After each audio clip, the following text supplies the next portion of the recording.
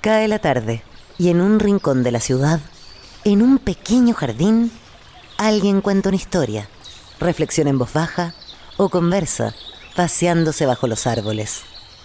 Es hora de volver a casa, bajar la velocidad y darle tiempo al tiempo.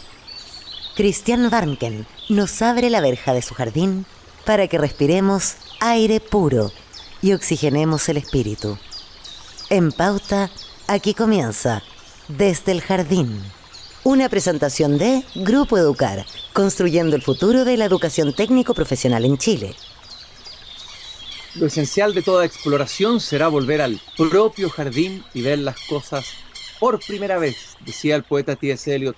Muy buenas tardes, queridos y queridas radiovidentes que al escucharme me ven caminar por este pequeño jardín al fin del mundo. Hoy día es 10 de diciembre del año 2025. Ustedes ya escuchan ahí el sonido de las bandurrias y los queltehue que andan dando vueltas por este jardín.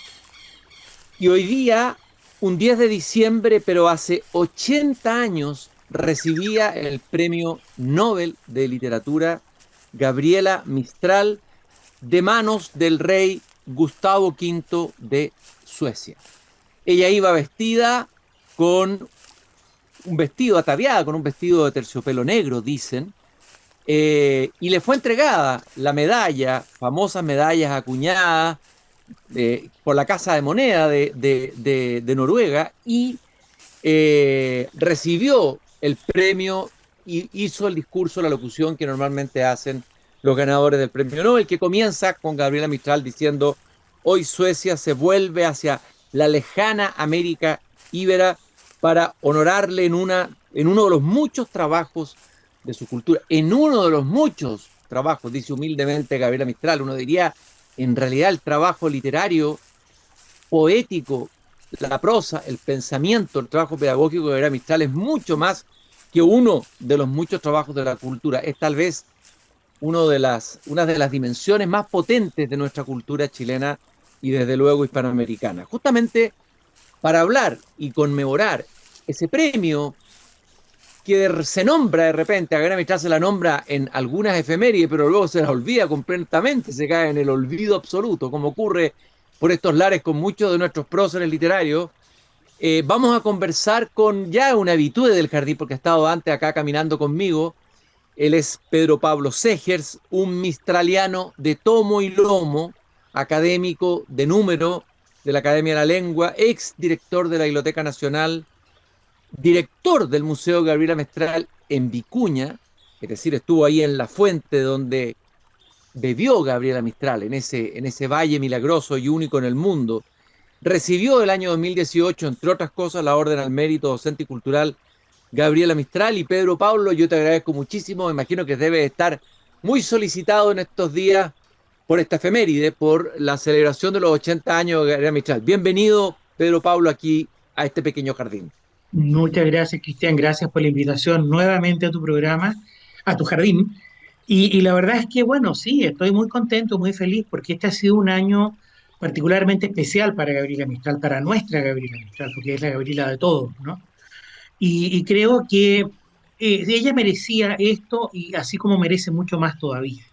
Tú bien decías, ojalá que estas conmemoraciones no solo se hagan cuando se cumplen efemérides, ¿no? Cuando haya fechas clave, fechas hitos, fechas numéricas de cierre, por ejemplo, un 80, un 90 o un centenario, sino que sean del día a día, que el personaje se le conozca, porque el mejor homenaje que se le puede hacer a un autor, en este caso a un poeta, es leer su obra, ¿no? Y eso es lo más importante.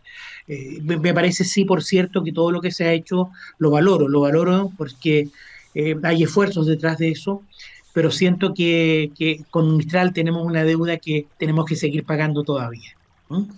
Y lo que tú dices, sobre todo, que queda mucho paño que cortar, mucha dimensión por descubrir de la obra de Gabriela Mistral. Siempre se está descubriendo una nueva dimensión, un nuevo filón, una nueva beta, ¿no? En la obra de Gabriela Mistral. Lo primero que te quería preguntar, sabemos que las carreras al Nobel son carreras arduas. ¿Cómo fue ese premio Nobel que se lo da a Gabriela Mistral en ese momento, hace 80 años atrás? ¿Cuánto tiempo tuvo que esperar? ¿Qué es lo que tuvo que hacer Gabriela Mistral? ¿Cómo se dio? ¿Qué elementos conocemos? ¿Qué sabemos de ese premio? Sí, se sabe un buen poco de eso, de ese proceso, porque claro, tú bien lo dices, es un camino al Nobel, es un camino que hay que recorrer, ¿no?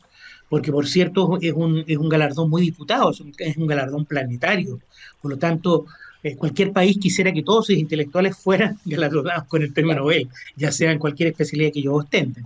En el caso de Gabriela, efectivamente hubo un camino que partió el año 38, más o menos, ¿no? Es decir, algunos años antes de que se le otorgara. Y surge porque llegan comunicaciones a Chile de algunos intelectuales fuera de Chile, dando cuenta de la valía de Gabriela Mistral, ¿no? Gabriela Mistral hace el año 38 el segundo regreso a Chile después de su salida, porque ella sale 3 veces fuera de Chile, ¿no? Y después vuelve al final el 54 y el 57 muerto, ¿no? Pero en esa del 38 hace un paseo por Ecuador, y en Ecuador se contacta con la intelectualidad ecuatoriana que la recibe casi como una heroína, ¿no? Como un personaje tremendo, ¿no? Y ellos se preguntan, bueno, ¿por qué este personaje tan importante que es Gabriela Mistral, que todo el mundo en América la valora, no ha sido propuesta para recibir el Premio Nobel de Literatura? Entonces allí algunos intelectuales se reúnen y deciden escribirle a Pedro Aguirre Cerda, que en aquel entonces era el presidente de la República, y dicho sea de paso, amigote y amigo personal de Gabriela Mistral, ¿no? Que se habían conocido en los Andes cuando ella estuvo ahí viviendo, ¿no? Y enseñando. Por lo tanto, para don Pedro no era ajena la figura de Gabriela Mistral y conocía el valor y la valía que tenía Gabriela Mistral porque él mismo le encomendó tareas en su momento como profesora. Entonces ahí surge un poco cómo se empezó a maquinar el premio, porque hay que construirlo, ¿no? Y ahí fue cuando Pedro Aguirre Cerda indicó a todas las legaciones, que así se llamaban en esa época de Chile en el mundo, que empezaran a trabajar, ¿no es cierto?, en la divulgación de este personaje nuestro, que es Gabriela Mistral. Así empezaron a trabajarse, por decirlo, las primeras ediciones completas y empezaron las traducciones, porque la academia necesita tener una obra, la obra de un autor traducido idealmente al sueco, cosa que se hizo después, ¿no? Pero en francés o en inglés, cosa que no existía y empezaron a hacerse las primeras traducciones al francés, ¿no? Y después Hjalmar Gullberg, que es secretario de la Academia Sueca, el año 40, 39, 40 empieza con traducciones de Gabriela y el 41 publica en una revista sueca muy importante algunos textos de Gabriela Mistral que fueron muy conocidos y fueron muy alabados. Y ese fue un poco el germen y ahí se empezó a gestar un poco el conocimiento por los académicos suecos de Gabriela Mistral, ¿no? Oye, Porque, oye, oye, no, te perdón, quería, te quería preguntar, pero Pablo, y no debe haber sido fácil la traducción, porque el lenguaje de Gabriela Mistral no es de los poetas más fáciles de traducir por no sus lo es. criollismos, por su neologismo, por su particular lengua o idioma que ella misma fue forjando o inventando, ¿no? Exactamente, claro, ese lenguaje conversacional que llamaba, ¿no? Que decía ella, ¿no? Y ese lenguaje algunas veces tan anacrónico y a veces con tanto neologismo, o sea, se daban las dos, el uso de arcaísmos, por ejemplo, en su trabajo, así como el uso de neologismo. Y esa dicotomía, ¿no es cierto?, entre los neologismos y los arcaísmos hace que de repente el lector se pierda y tenga que estar recurriendo, ¿no es cierto?, al diccionario, ¿no? Pero por cierto, claro, la traducción en eso es compleja para cualquier traductor, incluso profesional, es difícil, pero se hicieron algunos esfuerzos, incluso se le había pedido a Valerí que hiciera un prólogo, que en el fondo ella pidió que el prólogo se le hiciera a Francis Miomandre y que la traducción la hiciera él también, porque pensaba que Miomandre estaba más cercano al español que Valerí. Entonces empezó la traducción al francés en ese minuto y después siguieron otras más, Mathilde Pomé hizo otra, Villemeng y otros cuantos más, hasta que ya su obra fue después masivamente publicada cuando ya después se le otorgó el premio, una vez que salió premiada, empezaron las traducciones, digamos, al por mayor, ¿no? ¿Hay alguna historia, alguna anécdota o algo de el antes, el durante y el después de la entrega del premio Nobel que sea interesante relevar cuando Gabriela Mistral va a recibir a Suecia mismo el Nobel? ¿Algo que pudieras compartir con nosotros, Pedro Sí, Pablo? sí, hay muchas anécdotas. Cuando ella se le anuncia esto, ¿no? Ella estaba en Brasil, específicamente en Brasil, ¿no? Hay que recordar que ella venía saliendo, y bueno, en realidad todavía estaba en esa gran depresión que sufrió después de la muerte de sus amigos, el matrimonio de Stefan Zweig y su señora, y después del año 43 con el suicidio de Guindino. O sea, esos tres suicidas le pesaron muchísimo hasta esos años. Por lo tanto, la noticia de este galardón fue para ella, por así decir, un respiro que le llegaba a una persona que se estaba estaba sumida en la tristeza, que estaba sumida en la depresión, y yo no me cabe la menor duda que esta noticia seguramente le dio algo de oxígeno para que ella pudiera, ¿no es cierto?, salir adelante. Ahora, cuando ella recibió esto, lo primero que pregunté, ¿qué me voy a poner? ¿Qué me voy a poner para estar? Imagínate la profesora de las sayas pardas, ¿no? Pensando que se iba a poner para ver al rey. Entonces ahí fue muy divertido porque empieza a ver la posibilidad, ¿no es cierto?, de buscar ropas. La, la, la, digamos, la señora del embajador sueco le presta un abrigo para que lleve. O sea, se producen cosas muy simpáticas que son muy de ella también, ¿no? Y eso son anécdotas reales, ¿no? No es que se hayan inventado, existen, porque ella no tenía, no era pretenciosa como mujer, por lo tanto no tenía la indumentaria necesaria para presentar en una ceremonia con esos formalismos, ¿no? Por lo tanto, ahí hay una interesante que es realmente, y eso es efectivo. Y por otro lado, porque ella también, ella sintió, y de verdad lo sintió, que el premio no era para ella, sino que el premio era para Hispanoamérica, para Indoamérica, para toda América.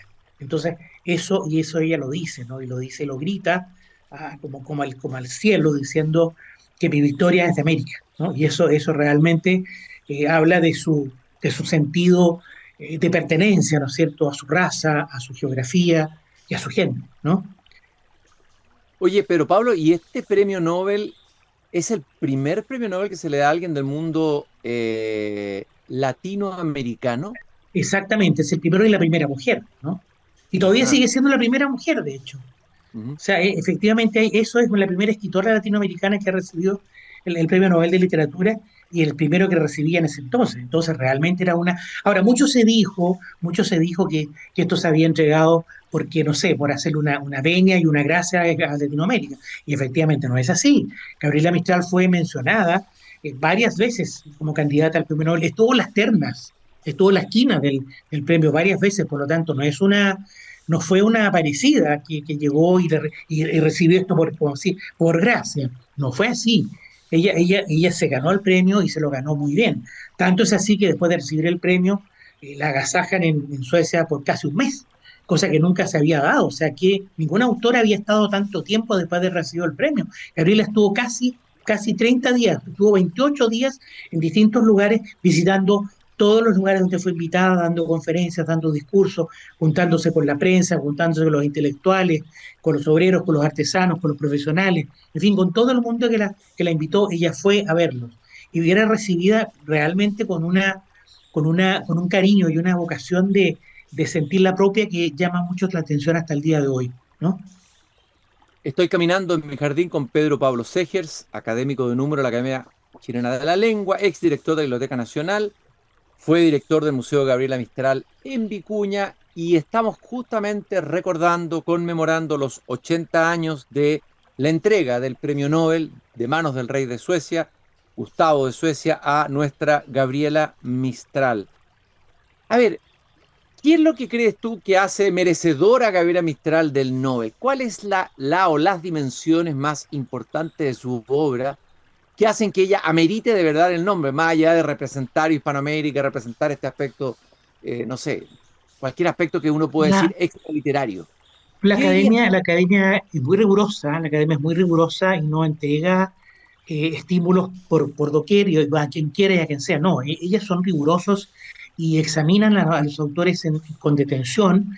Y la verdad es que cuando se dice el por qué se le entrega, es por el profundo lirismo, por el profundo, se viene y se ve en su obra un lirismo exacerbado, un lirismo intenso, y se le entrega a ella por esa condición de ser americana, por esa condición de ser maestra, por esa condición de ser la gran humanista que fue. O sea, se conjugaron varios aspectos, su obra y su visión como humanista. Yo creo que esa fue la combinación que hizo que Suecia la recibiera con esa, que la academia, que los académicos suecos la recibieran con ese beneplácito, ¿no?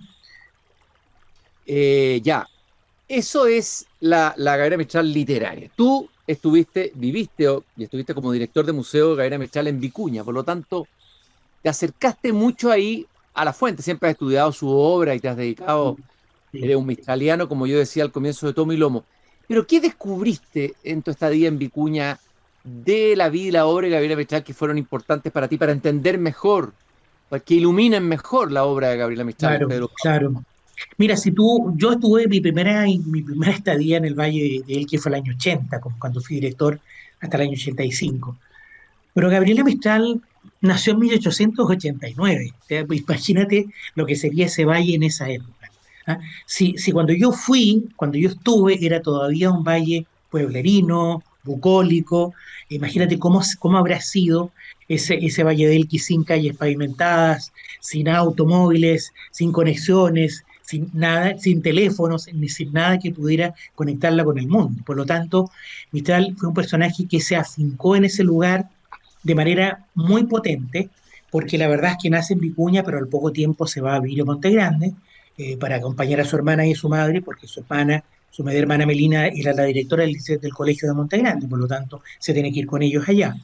Y es allí donde recibió, por así decir, las primeras letras, las primeras enseñanzas de su hermana. Entonces, claro, ese valle de Gabriela, que es un valle tan particular y tan especial, de alguna manera es el motivo recurrente de su obra literaria, sí, esencialmente su obra poética. El valle es el axis mundi, ¿ah? Es el eje del mundo para ella. El valle será el referente permanente para ella en todo momento y en todo lugar. ¿Mm? O sea, Claro, cuando dice, ella dice por ahí en unos versos que lleva las montañas adentro, o sea, que lleva a donde esté, en la lejanía que esté, lleva esas claro, montañas adentro. claro, claro, cuando ella habla digamos, del valle de mis niñeces, el valle Ujú, de mis niñeces, ¿no?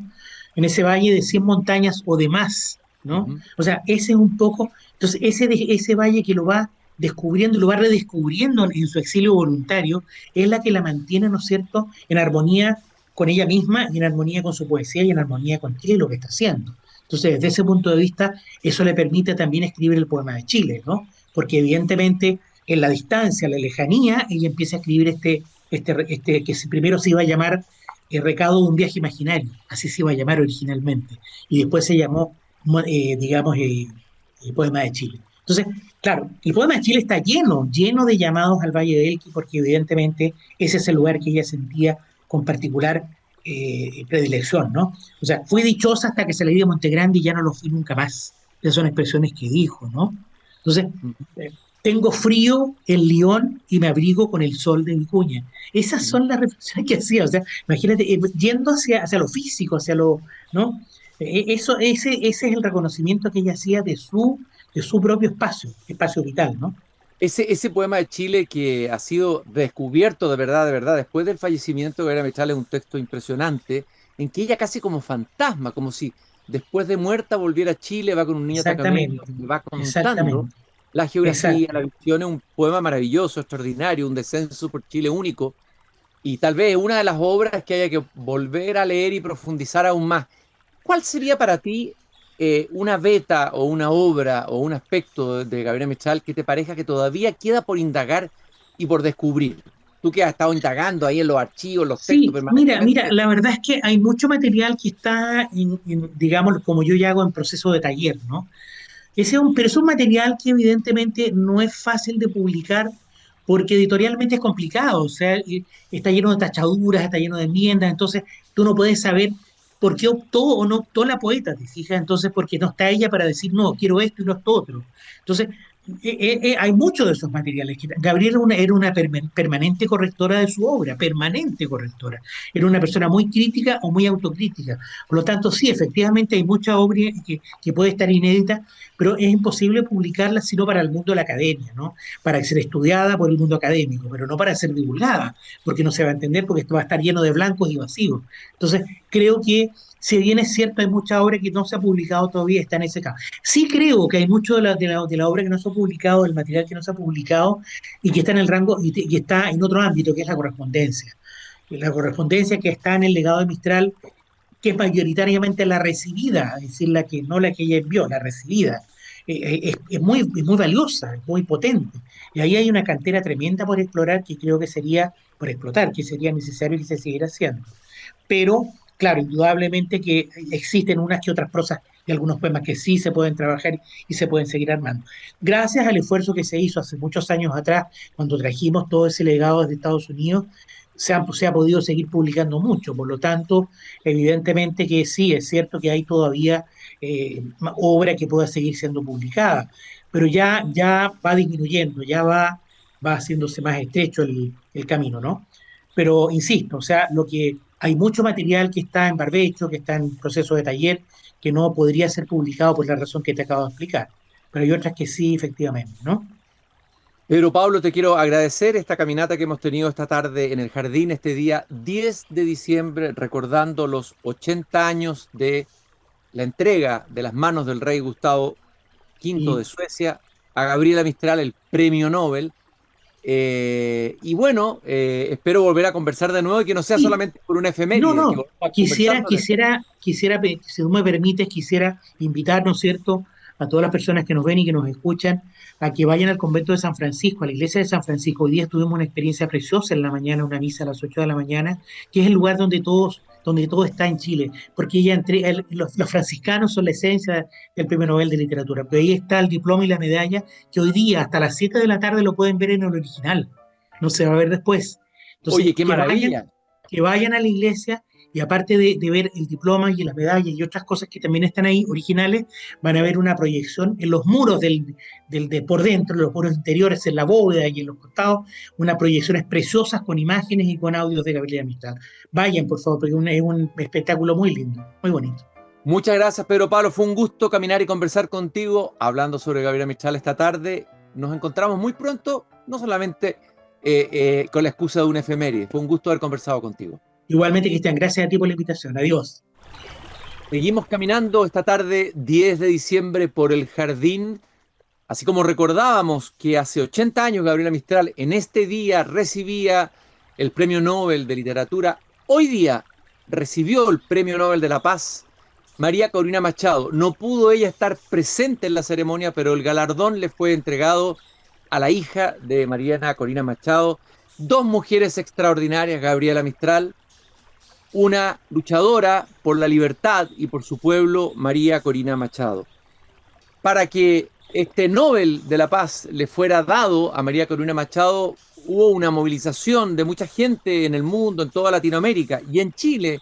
Un grupo importante de personas firmaron, me cuento como uno más de ellos, cientos de personas firmaron esta carta para apoyar la causa de la postulación al Premio Nobel de María Corina Machado. Y ella, en un gesto muy interesante, le escribió a una de las personas y los que promovieron esta candidatura en Chile.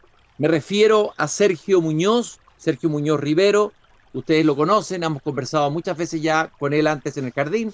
Columnista de Ex Ante, también del Mercurio, ha publicado variados libros del análisis de todas las tormentas que hemos vivido en los últimos años en Chile, y es un agudo y fino observador de la realidad política. Y justamente María Corina Machado le escribe en la carta diciéndole: señor Muñoz, al haber confiado en nosotros e impulsar esta nominación, logró inyectarle una nueva energía a este inmenso movimiento por la libertad y la dignidad de Venezuela. Este premio también es suyo y estoy segura de que podremos celebrarlo juntos muy pronto en una Venezuela liberada. Y hoy día me acompaña en el jardín ni más ni menos que Sergio Muñoz Rivero, quien está comprometido ya por Corina Machado para ir a celebrar la pronta libertad de Venezuela. Sergio, un gusto de conversar y de tenerte aquí esta tarde en este día tan especial en el jardín. Muchas gracias por invitarme, Cristian. Siempre es un agrado estar en tu jardín. Hace bien el aire del jardín, da energía y es un día muy especial, muy especial. Vi la ceremonia completa, el video de la ceremonia completa de la entrega del Premio Nobel a María Corina Machado. Lo recibió su hija Ana Corina Sosa Machado, ¿ya? Un discurso magnífico, escrito por la galardonada, la historia de Venezuela, todo lo que ha ocurrido en ese país en el último cuarto de siglo, porque ya la experiencia esta ha sido muy larga, esta tenebrosa experiencia. Y ese premio es un estímulo muy fuerte, muy grande a la lucha del pueblo venezolano. Hoy día, Cristian, entre muchos pronunciamientos, hay uno que aprecio particularmente: la Plataforma Unitaria Democrática, que es la coalición de las fuerzas opositoras a la dictadura.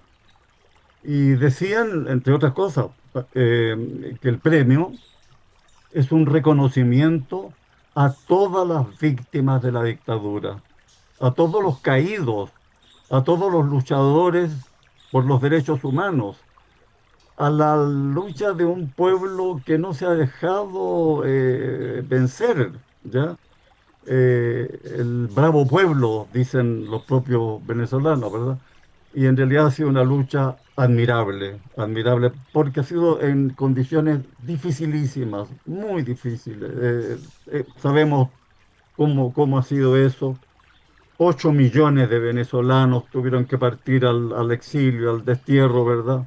En nuestro propio país, 500.000 de venezolanos, ¿verdad?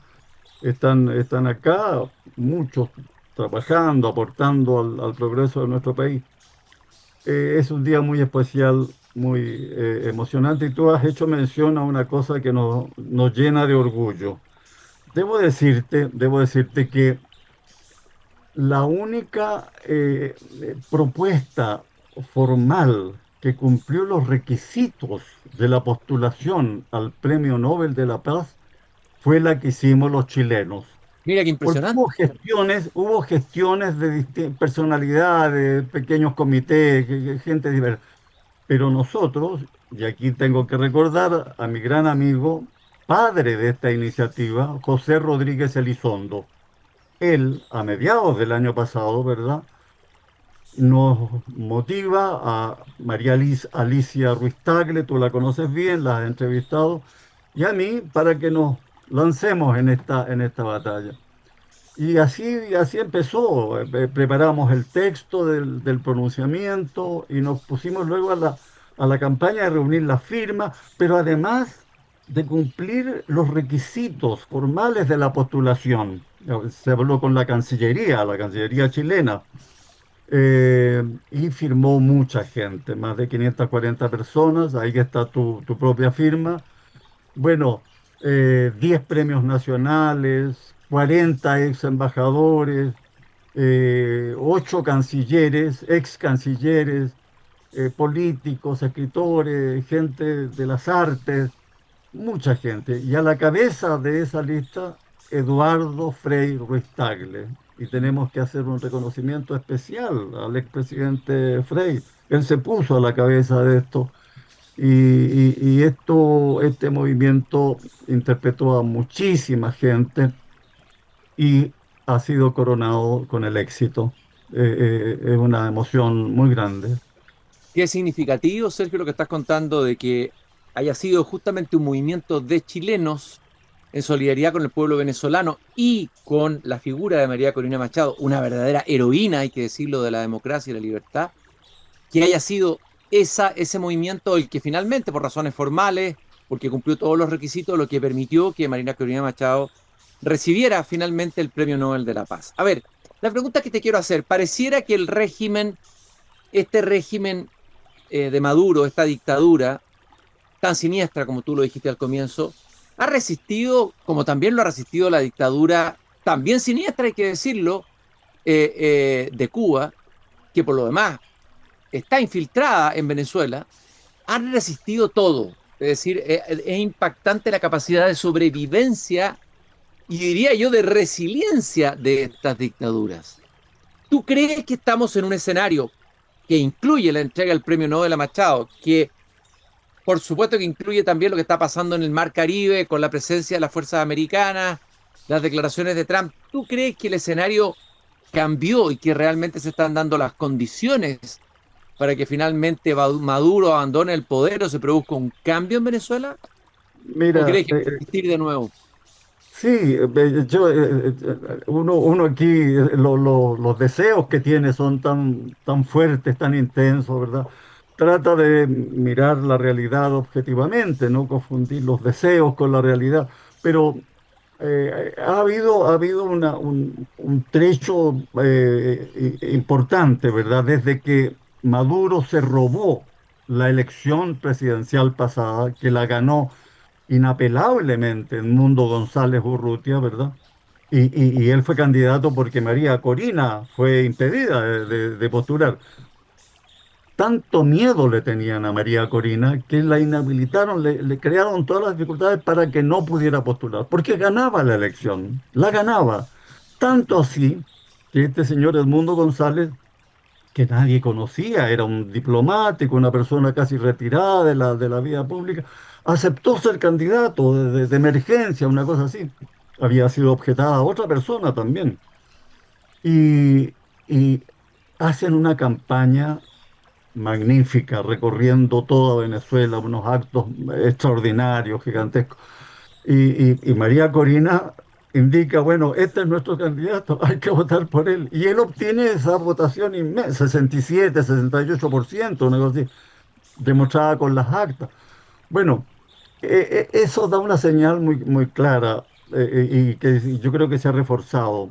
La inmensa mayoría de los venezolanos quieren un cambio ya, o sea, que termine la dictadura, ¿ya?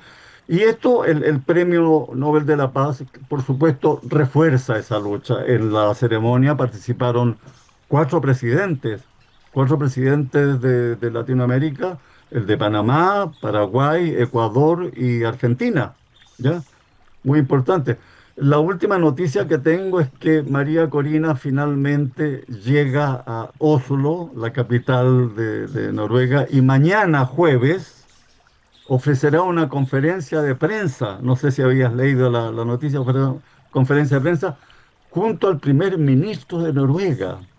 Fíjate, o Impresionante. sea, el compromiso del gobierno de No, Noruega, ¿verdad? Con y esa la, y, lucha. y la declaración de quien entregó el premio Nobel a cargo del Comité Nobel, que fue una declaración que le pide a Maduro que renuncie, que se vaya ya. El Eso presidente es, del Comité Nobel. eso es Claro, impresionante también. me llamó la atención un discurso político, muy, muy definido, político en el mejor sentido, ¿verdad? En el sentido de la causa de la libertad, de restablecer la democracia en Venezuela. Y pidiendo explícitamente, ¿verdad?, que Maduro abandone el poder.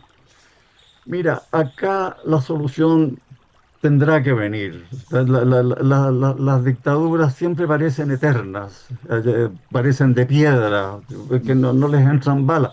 Vaya si lo sabemos. Acá cuando llevaba 15 años la dictadura acá, ¿verdad? Decían, bueno, no hay cómo, no hay salida, nunca, nunca vamos a salir de esto, ¿verdad?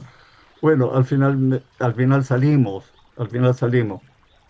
Ciertas dictaduras muy prolongadas, bueno, cayeron en el camino. La dictadura soviética, pues más de 70 años. Ahora, tu pregunta va al punto central, claro. ¿Habrá posibilidades reales ahora?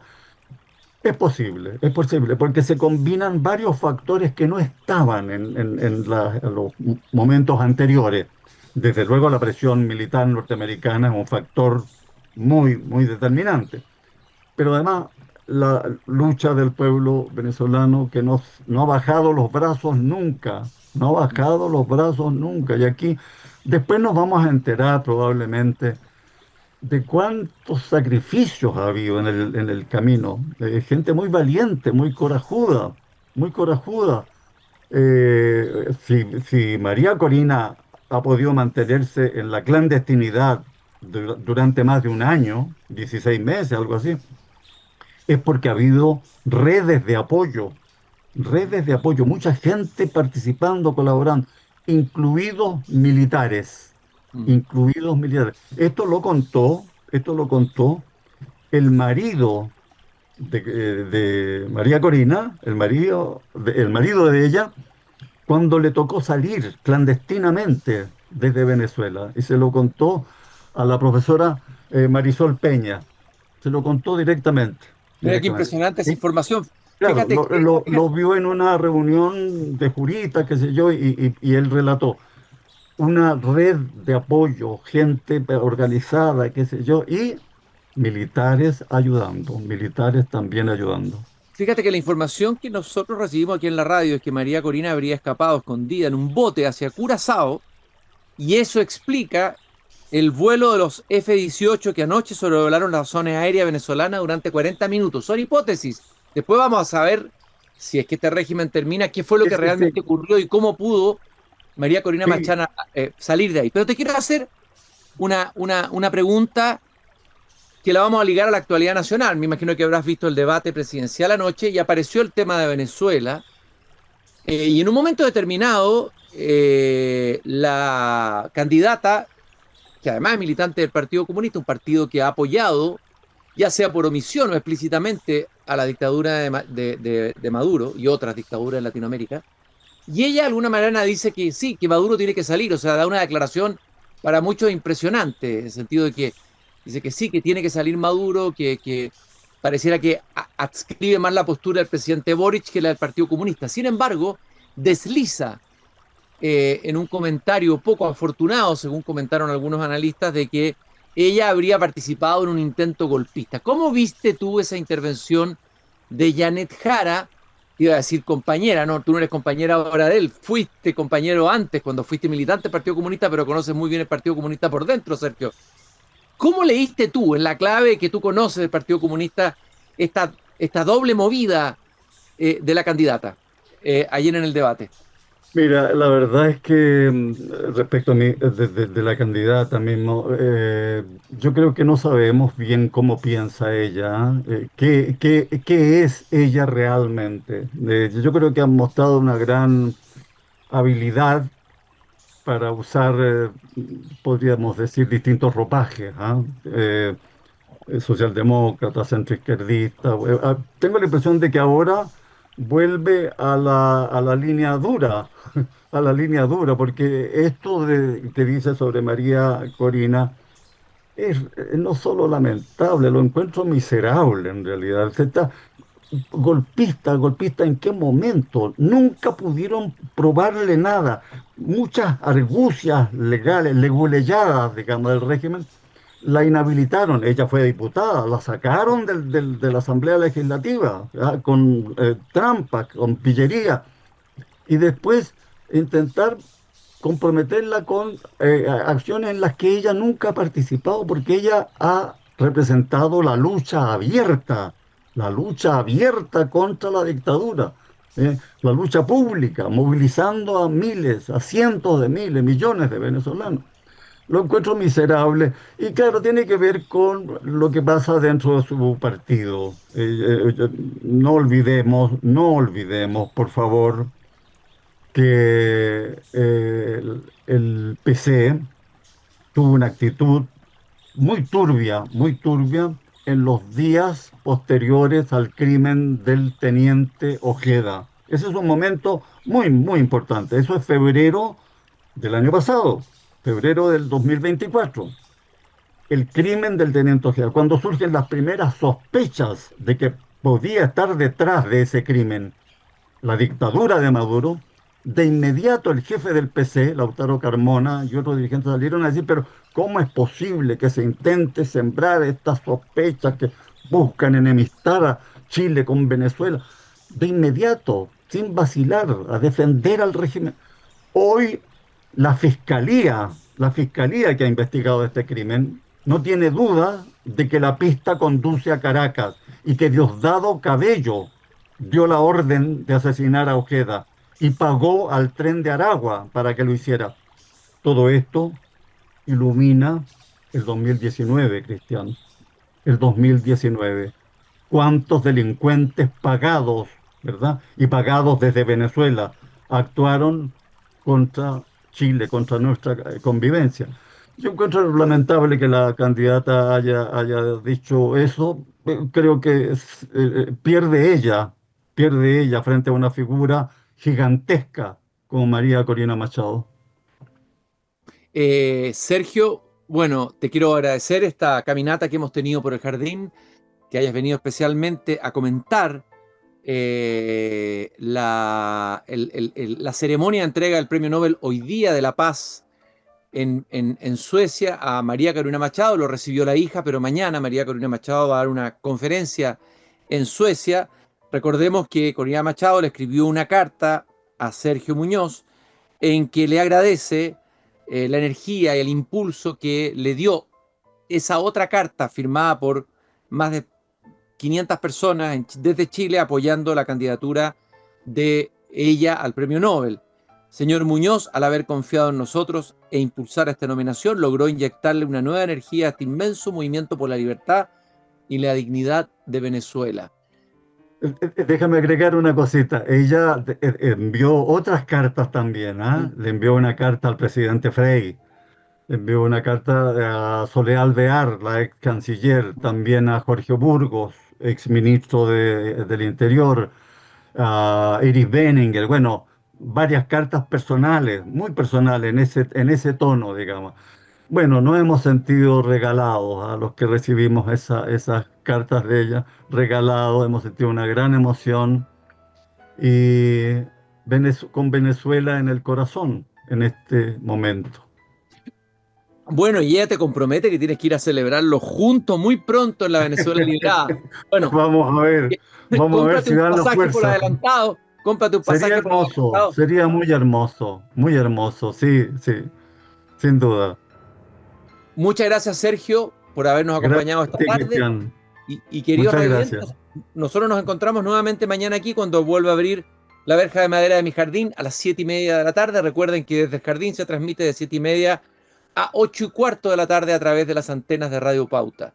Un gusto de haber caminado con ustedes, celebrando a estas dos extraordinarias mujeres, nuestra gran poeta Gabriela Mistral, quien recibiera en un día como hoy el Premio Nobel de Literatura en Suecia, y esta heroína de la libertad latinoamericana y de la democracia, que es Ana María Corina Machado, quien a través de su hija recibió hoy día el Premio Nobel de la Paz. Nos encontramos mañana nuevamente aquí en Desde el Jardín. Es hora de cerrar la verja de madera del jardín. Pero Christian Warnken la volverá a abrir de lunes a jueves a las 19:30 horas en Radio Pauta, cuando comience de nuevo Desde el Jardín. Una presentación de Grupo Educar, construyendo el futuro de la educación técnico-profesional en Chile.